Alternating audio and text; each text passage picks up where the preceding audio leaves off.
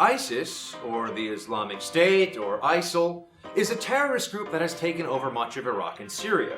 But how do we describe ISIS's ideology? Sure, ISIS, they're terrorists, we call them that, and they're waging a jihad, a holy war, so we can also refer to them as jihadists, but is there a term for their overall ideology? A way to describe their version, their interpretation of Islam? Well, in fact, there is. Salafi, or one who practices Salafism. Now this opens up some additional questions. What is a Salafi? What do they believe?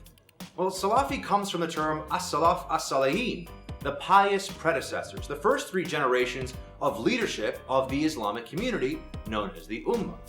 In fact, the word Salaf means ancestor or forefather in Arabic, and in the context of Salafi belief, the ancestors we're talking about are also called the Rashidun, or rightly guided caliphs. The Rashidun are roughly equivalent to the founding fathers of Islam after the Prophet Muhammad died.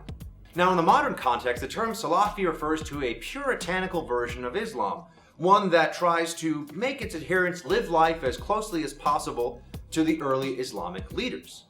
Salafis are fundamentalists. They are strict textualists. They believe the Quran must be read and implemented literally, just like the forefathers of Islam did. That, of course, also means Salafis advocate for Sharia law.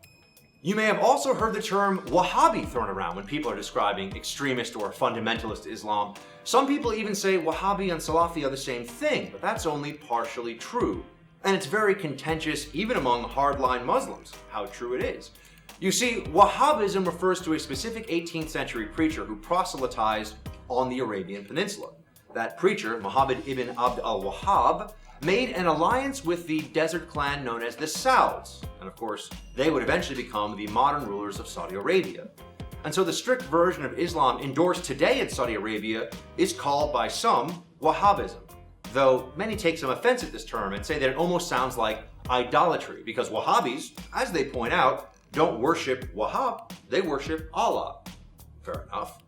But more to the point, isn't Wahhabism a sort of Salafism? Yes, but there are also some strains of Salafism that are more directly traced to Egypt and the founders of modern Islamism, like Sayyid Qutb and Hassan al-Banna.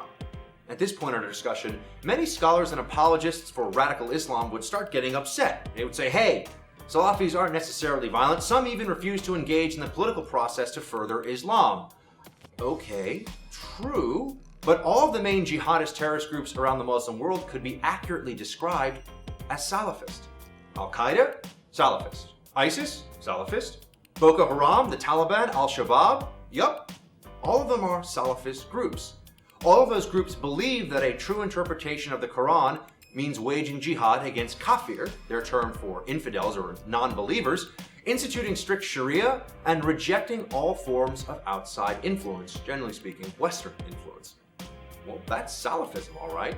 So ISIS is a Salafi jihadi group, an Islamic terrorist organization that has adopted Salafi ideology, and it wages jihad to spread that ideology.